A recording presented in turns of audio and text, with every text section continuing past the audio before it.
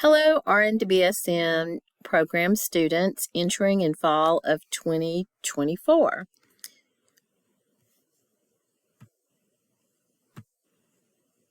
We would like to welcome you on your journey with our program. You're going to meet some wonderful people, have some great instructors, and learn an awful lot in the time period based on the plan that you've chosen for your RN to BSN program.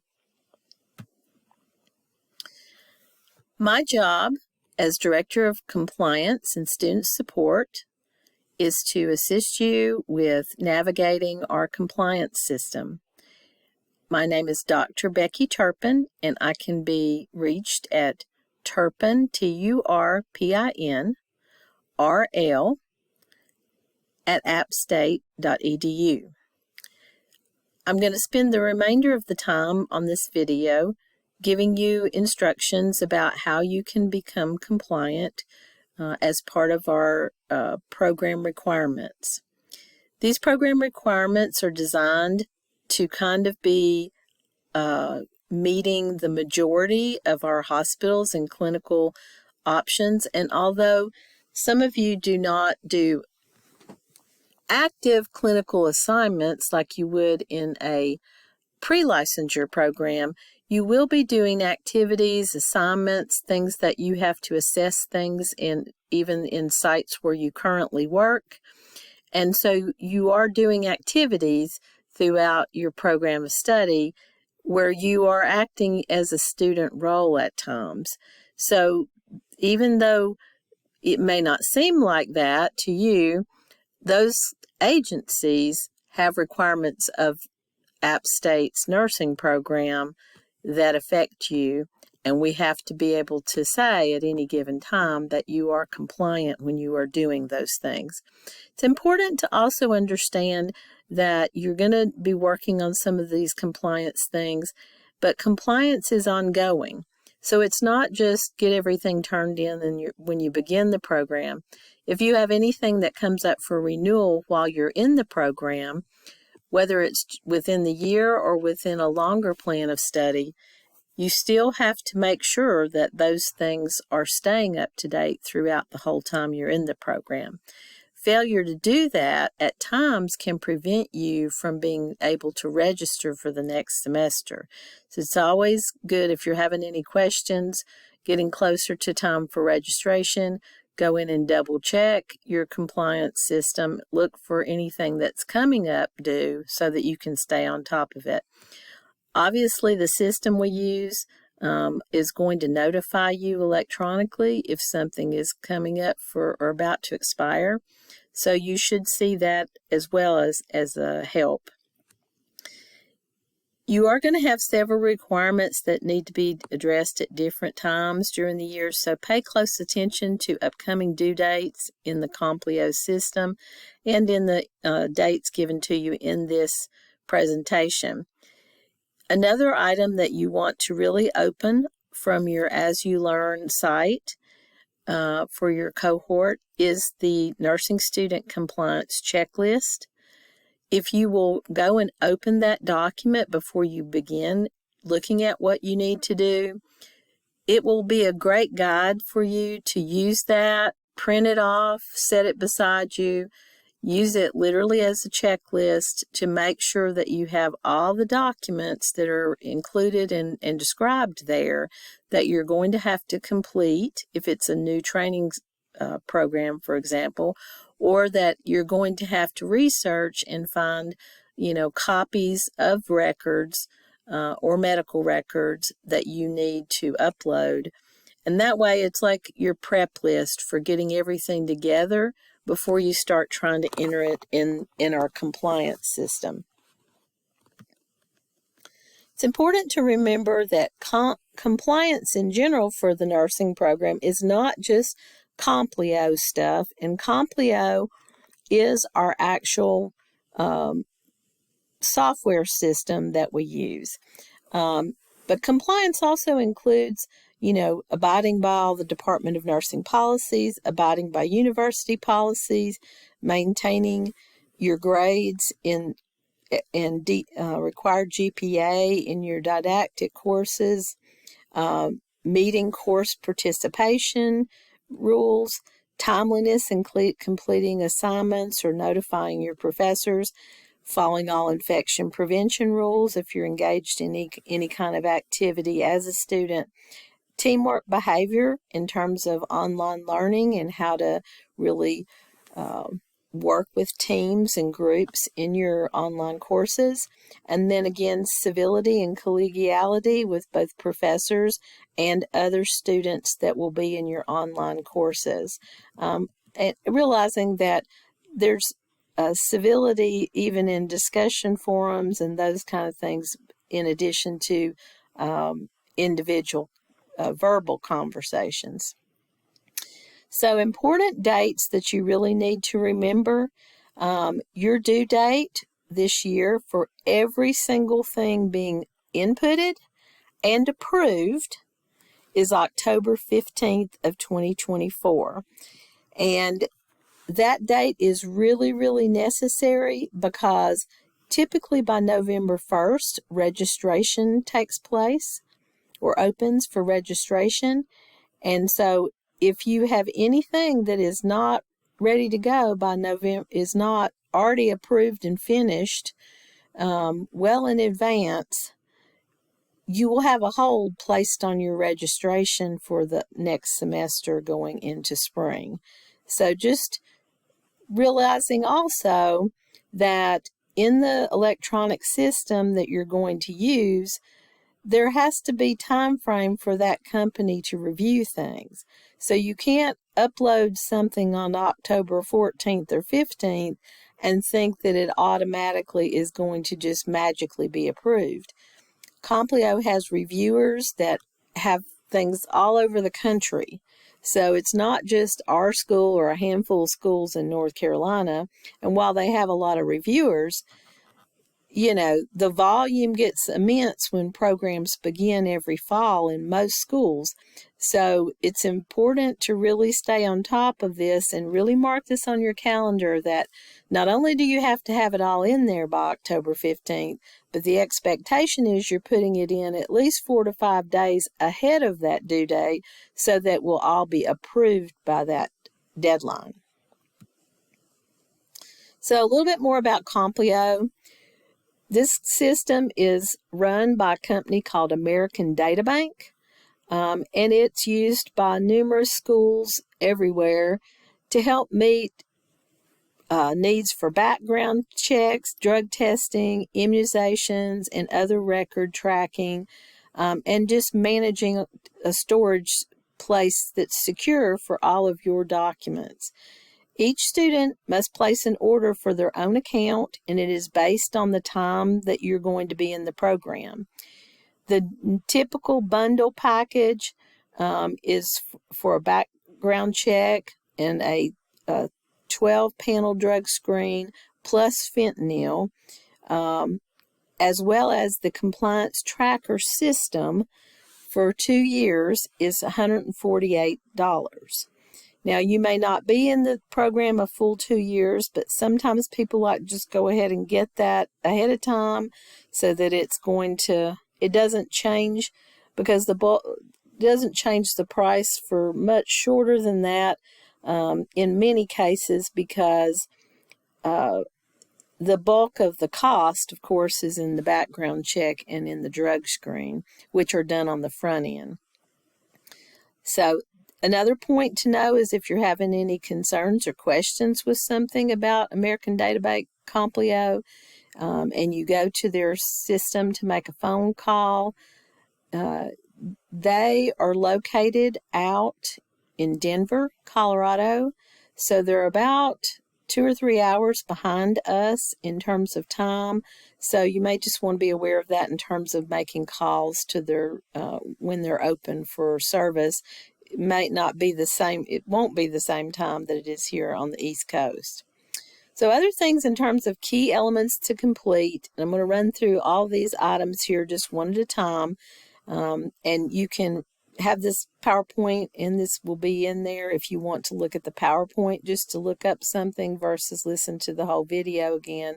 It's available as well for your visual review. So step 1 is dealing with physical exam and safety technical standards form. Every new student has to get a physical exam that is required in the first fall semester and may be required also again following any significant change in your health condition. It can be completed by your personal provider. However, you have to download the Department of Nursing required physical exam form, and all categories have to be completed, and it requires your provider's signature and date at the bottom of the page. So filling it out yourself without that provider and uploading it won't get approved. Having the provider fill it out on their own forms will not be approved, and filling it out but only filling out certain sections will not be approved. Please note that it does require an eye exam as well, and so it's important to think ahead.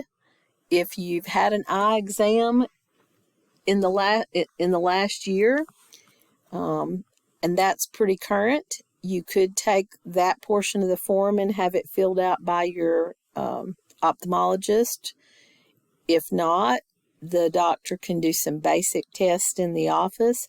But it's important when you're setting up your appointment for your physical exam to make sure they understand it's not just a quick run through, it's that it's a physical exam for school and that there's special things on it so that they prepare enough time for that in their setting up your appointment. Another thing that you're going to take with you to that physical exam appointment is the Safety and Technical Standards Evaluation Form. You will review the policy and all the elements for cognitive, affective, psychomotor requirements, and you will fill out that form in terms of the best of your understanding in advance of the appointment, okay? And so after you've had your physical exam, you're going to show this form to them, say that you've assessed your ability to meet the nursing department expectations in terms of those areas, and they will also kind of talk with what their findings are, and if they've known you and know what some of your medical things are on an ongoing basis, they should be reviewing your answers to those questions and validating those by discussing that with you and signing the form at the bottom of it as well. So they're kind of looking to make sure that if you have any reason that you might need an accommodation for any kind of disability, that is brought forward so that you can be referred appropriately to the Office of Disability Resources at the time that you submit that. Step 2 involves TB testing. Some of you are already in the midst of TB testing at your employers. Some of you may work at a place that doesn't require TB testing.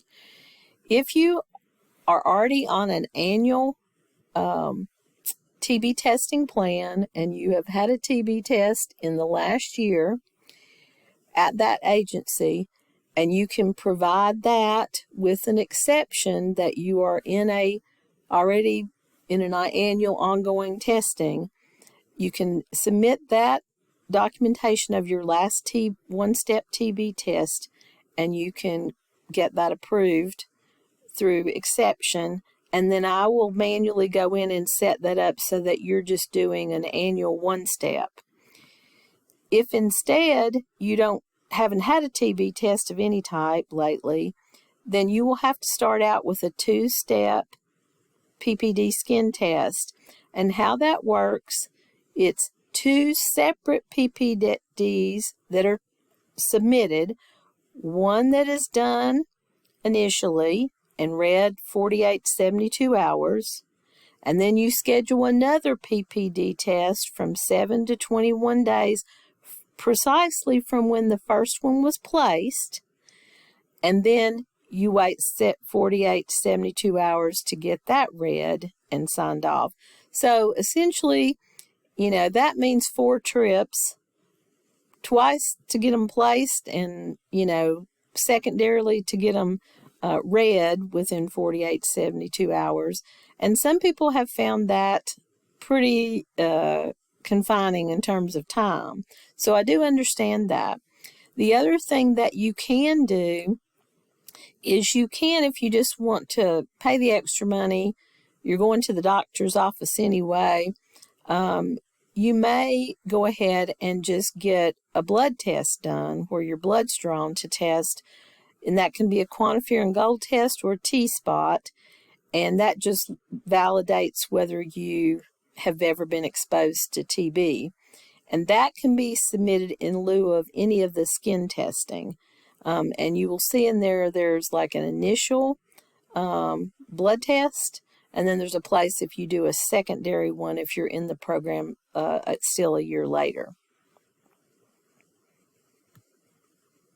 Step 3 is other immunizations. Most of you will have these records, but some of them are with where you work, some of them are things that you got from the North Carolina immunization registry, maybe when you were in your ADN program, but these are all the ones that you're going to have to prove that you have. You have to have 2 measles, mumps, rubella vaccines from childhood, or if you cannot locate that, you can get your blood drawn for an measles, mumps, and rubella titer, and all 3 have to be positive for immunity, and then you can upload that in place of the vaccines. For Tdap or DTaP, you can have 3, you have to have 3 doses initially, and or another Tdap or TD booster within the last 10 years. So a lot of people in their 20s will come up in their early 20s for the booster.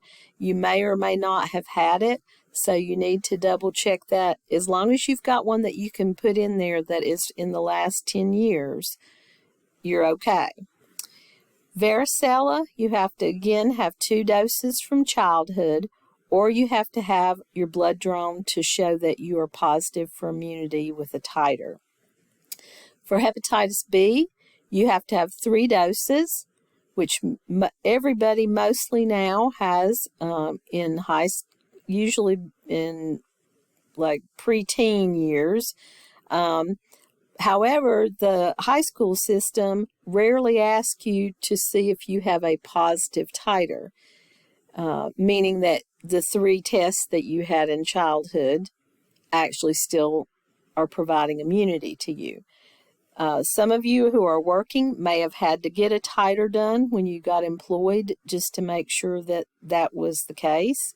And if you absolutely do not want to even deal with hepatitis B, or you don't want to go get other tests done or other vaccination if you're not immune, you can complete a hepatitis B declination form, and you can find that under your required documents in Complio, and electronically sign it there if that's what you would prefer to do.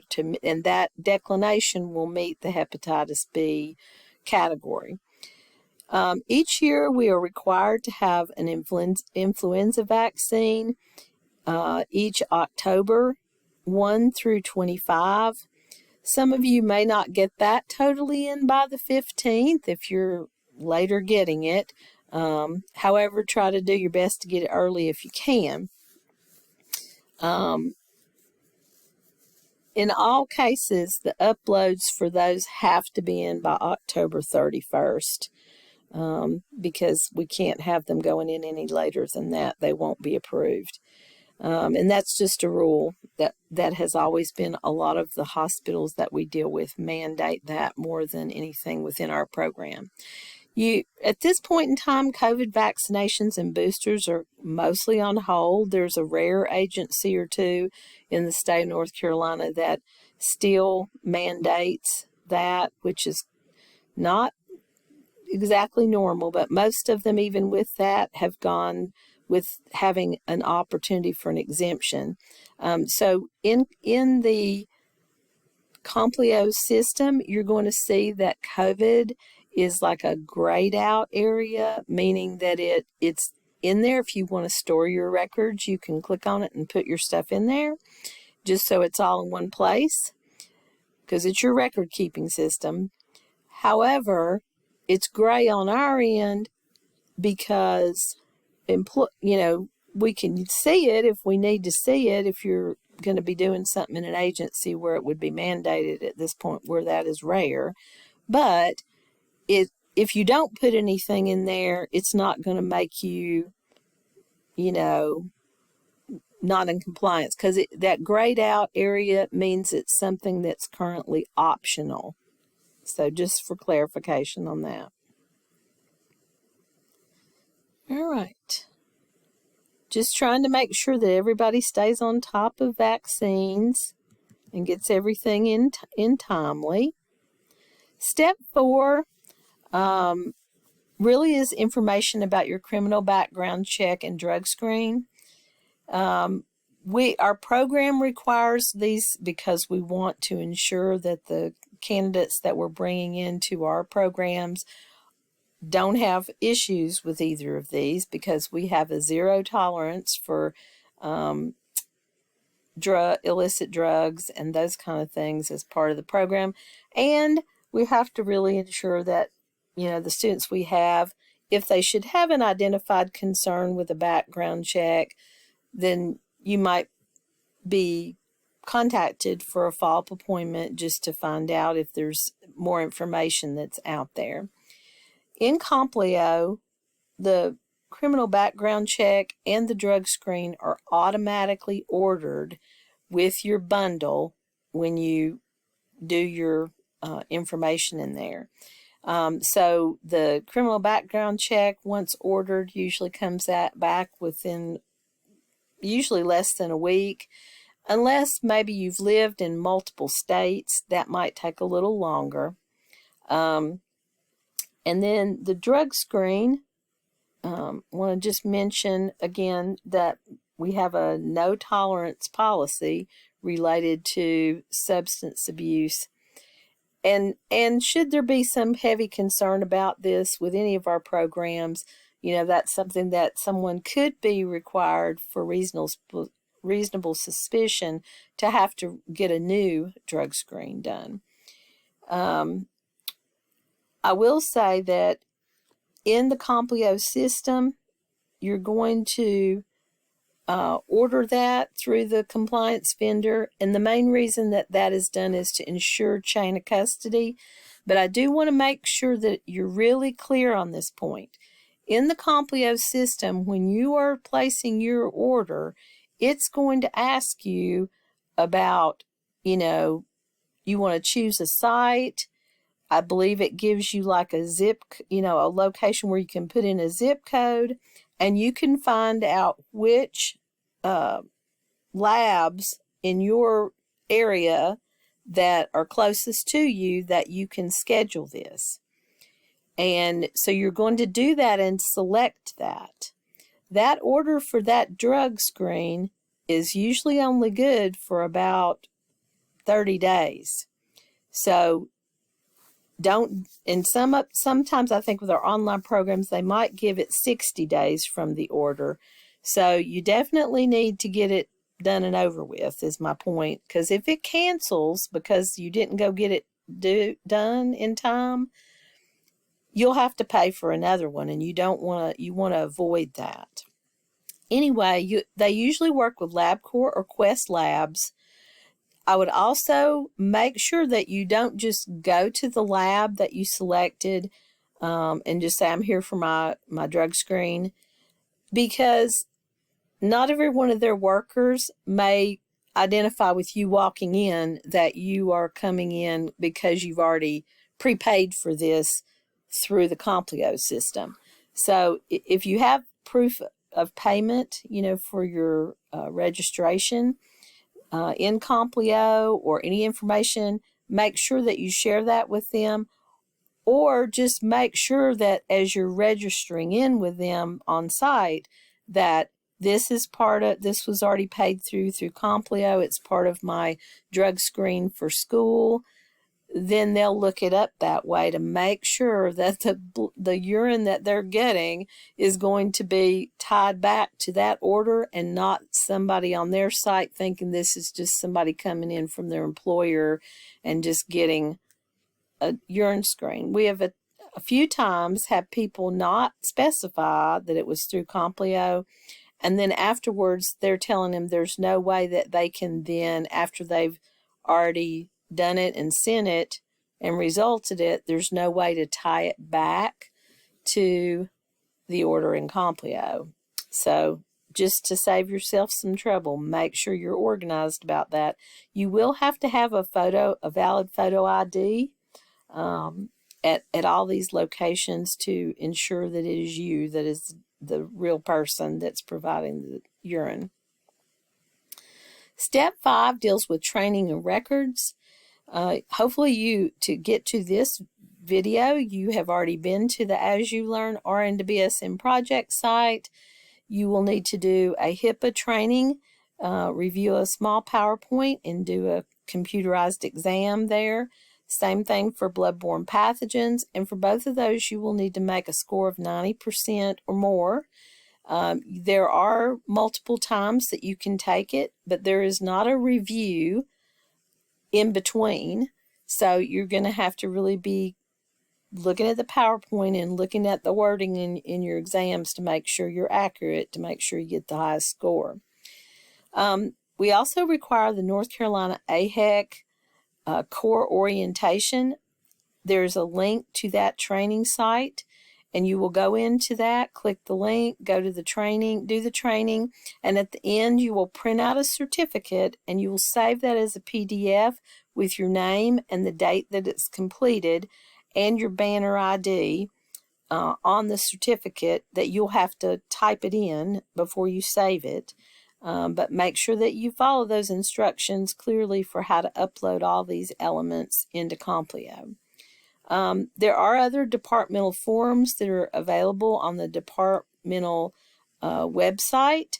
You will go to the website for the Department of Nursing at App State, and you'll see a Students tab and links to all kinds of forms that you might need if you're having difficulty figuring out how to get to them in Complio. They're definitely available on our website as well. RN license has to be in good standing and has to be maintained during the program. You will want to go to the Board of Nursing website and do a license verification on yourself and download that as a PDF, and you will upload that initially. If for some reason you come up for license renewal during the time of this program, you'll have to do the same thing again for when you renew your license. You'll have to do another verification and do a second upload before it expires. We do require American Heart Association Basic Life Support course. I provided a link here in case you need it. Most people are getting this through your employer. I will say that there are a few sites, a few hospital systems, not many, but a few, and some employers that have switched to American Red Cross as their provider for BLS. If that applies to you, you will need to send something to as an exception, a copy of your your employer policy on BLS that clearly shows that you must have it from American Red Cross instead of American Heart Association, and you will submit that as an exception in Complio. Otherwise, everybody else who has American Heart Association BLS, you will do a PDF or take a screenshot of your electronic BLS card, and you will upload that in that section and put in the date and Those are always good for 2 years. So depending on when yours was last done, it may be good for the whole time you're in, or it might come up for renewal at some point during the time of study, at which point you'll need to get a renewal to put in there when that occurs. This is just a little bit more information about your Complio account and getting it set up. There are lots of information in there in the actual As You Learn project site for your cohort that will help you navigate. There is a great step-by-step guide related to Complio in the Complio section. I would make sure you click on the link to that and really look through step-by-step what it is going to ask for you to input as you're ordering your account. It'll make it a whole lot easier if you'll go with it after you review that. These are some really important things that you need to know about uploading documents to make sure that they get approved. General issues to really make a priority. Did you complete or upload a legible document? I know we're in a hurry a lot of times. Sometimes we sign things that you can't even tell it's your signature. Did the doctor fill out something that's legible? Is their signature legible? Just about every document that you upload has to have a banner ID on it. So if you have your name at the top because you got a lab work done, and you upload just that document, but it does not have your banner ID, it's going to get kicked back. So if you get comfortable using PDFs to do this, because you can open a PDF or save a screenshot as a PDF, and you can have access to Adobe as a student at App State. So it's important to get comfortable with that. Because the quickest thing you can do is you can have your banner ID saved somewhere, and then you just cut and paste it right into the PDF for whatever document it is and resave it, and it's there. And you can make it a lot simpler process by doing that. Make sure that it's real clear when your provider is signing things, that it's legible. I would always, if you're getting one of our forms, most offices will have a stamp that they can just stamp the name and address of the provider at the bottom as a backup. So just making sure that even when you do screenshots that they're really legible. I go in here and look at things a lot, and I'll open a screenshot and it's like really blurry, or when I enlarge it, it gets blurry, and then I can't even see what the dates are to validate something. So don't just take something and put it in there. Take something and try to see how it looks on your end before you do that. Again, common things that we see that get kicked back is the physical form may not have the eye exam completed. Okay, that's going to get kicked back every time. Safety and Technical Standards form question number 8.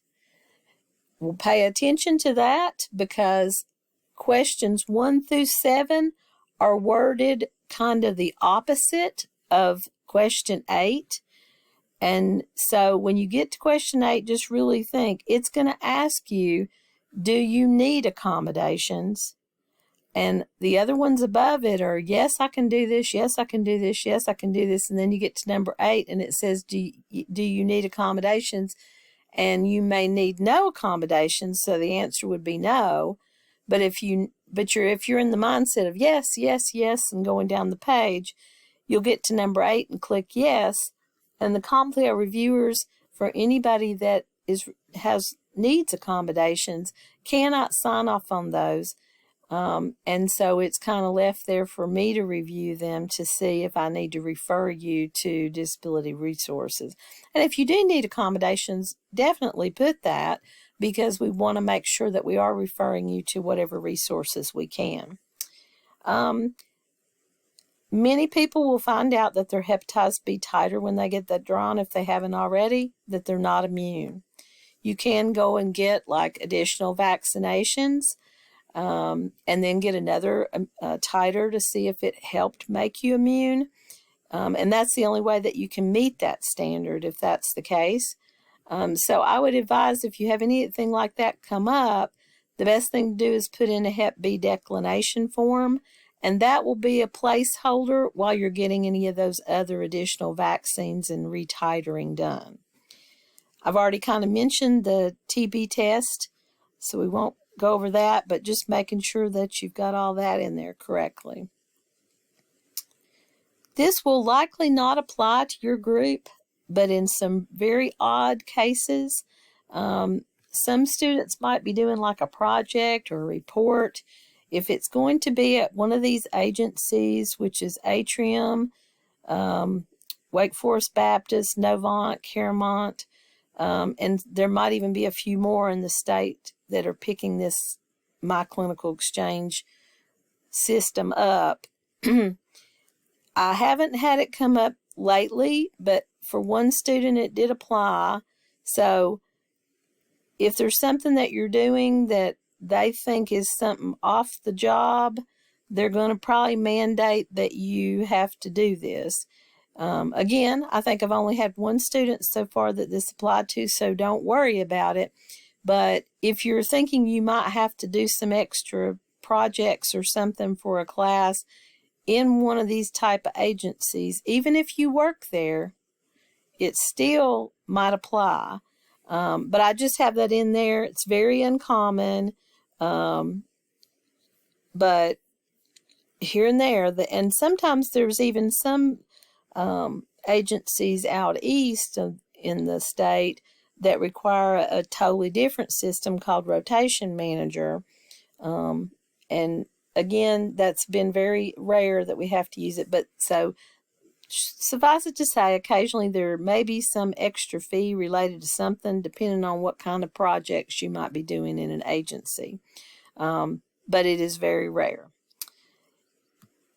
If you have any questions at all after you've reviewed this, feel free to email me. They're in the As You Learn project site. There is a Ask the Compliance Director discussion board, and if you post your question there, it may be something that everybody else needs to know how it works.